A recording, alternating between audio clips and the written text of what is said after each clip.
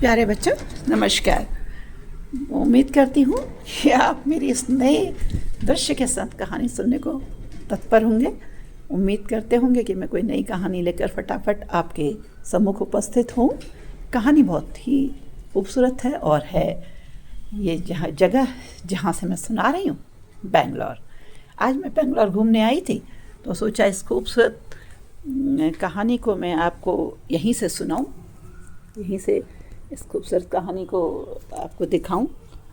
और ये जो कहानी है खूबसूरत सी,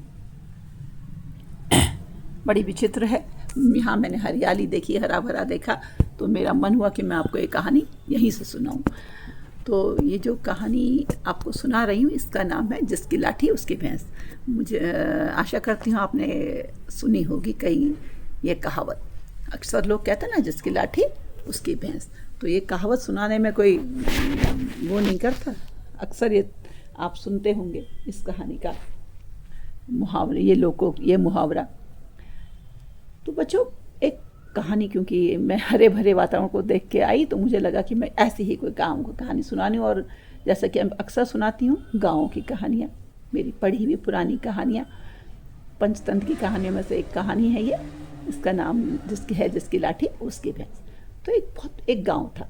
गांव में जैसे कि अक्सर किसान रहते हैं जिनके पास खेती होती है, जानवर पालते हैं और उनका गुजारा खेती से और जानवरों के दूध को बेचकर ही होता है। ऐसे ही किसान था।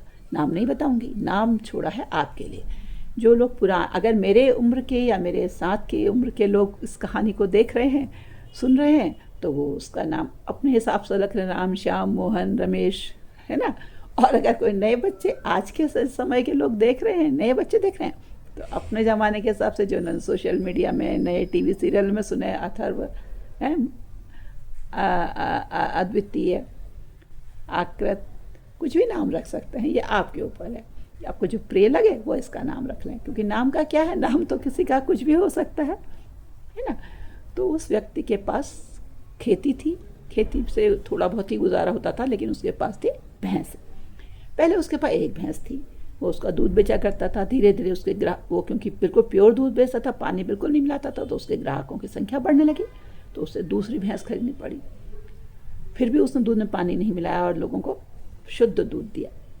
उसके ग्राहकों में उसकी प्रसिद्धि बढ़ी, दूध ग्राहकों की संख्या बढ़ने लगी। एक दिन वो दूध बेचने जा रहा था, दूध बेच के आया तो दूध खत्म हो गया। तो घर को वापस आने का तो रास्ते में एक व्यक्ति मिला, अरे भैया सुनो, दूध है क्या? दूध मिलेगा? बोला, अरे भैया मैं तो सारा ही बेचा है, तो बिल्कुल नहीं बचा। ओहो, वह तो निराश सा हो गया और वापस आया। अब ये सोचा कि हाय, मेरे ग्राहकों की संख्या बढ़ती जा रही है और मेरे पास दूध कम हो रहा है, अब क्या करूं? वह ऐसा भी सोच सकता था कि मैं दूध में पानी मिलाना शुरू कर दूं, लेकिन उसने ऐसा नहीं सोचा। उसने सोचा क्यों ना मैं एक और नई भैंस खरीद लूं, क्योंकि मेरे ग्राहक बढ़ रहे हैं और ग्राहकों को लौटाना भगवान को लौटाने के बराबर होता है। ऐसा सोचकर वह अगले दिन भैंसों की मंडी में गया।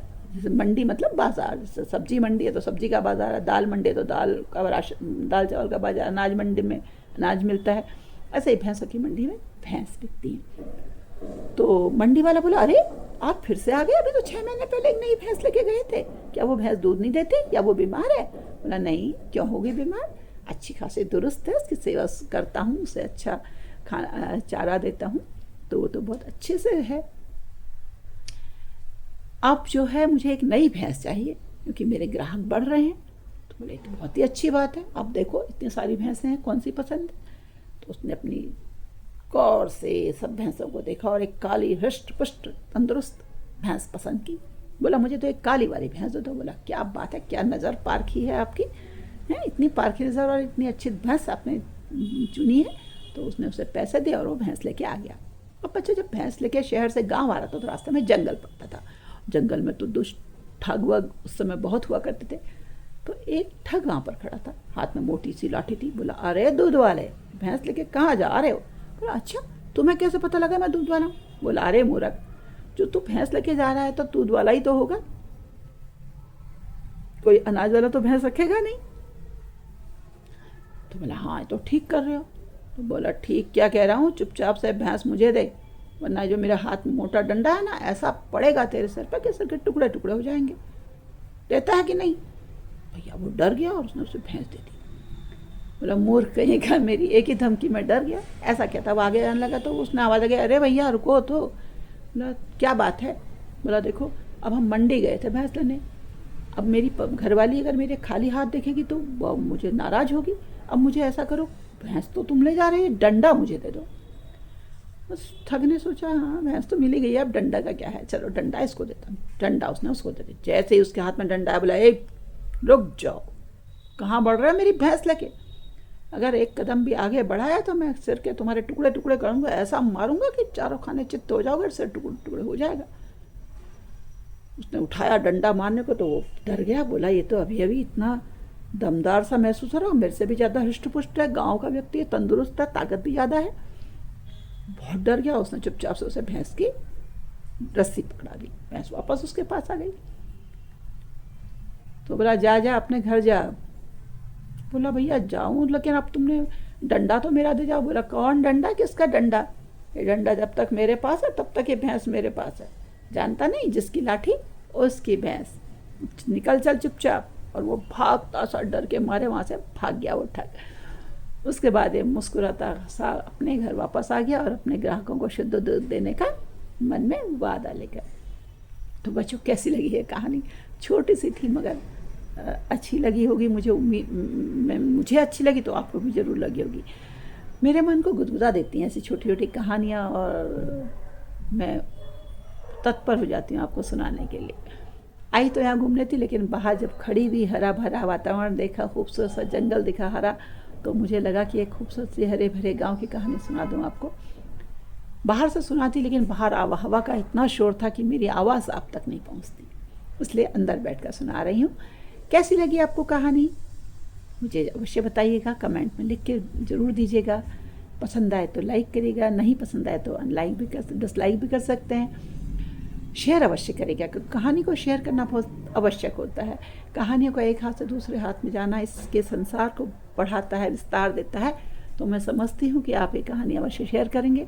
जिन लोगों ने मेरे चैनल को सब्सक्राइब किया उन्हें मैं हृदय से आभार देती हूँ, हृदय से धन्यवाद देती हूँ। और जो मेरे चैनल में नए हैं उनसे अनुग्रह करती हूँ, आग्रह करती हूँ कि मेरे चैनल को सब्सक्राइब अवश्य करें, ताकि बहुत पुरानी ये कहानियाँ आज के बच्चों के हाथ में जाएं और जिस चीज़ के लिए हमारा समाज आज पिछड़ रहा है, उनके नैतिक मूल्यों के लिए, समाज के गिरते हुए नैतिक स्तर के लिए, उसमें समृद्धि हो सके।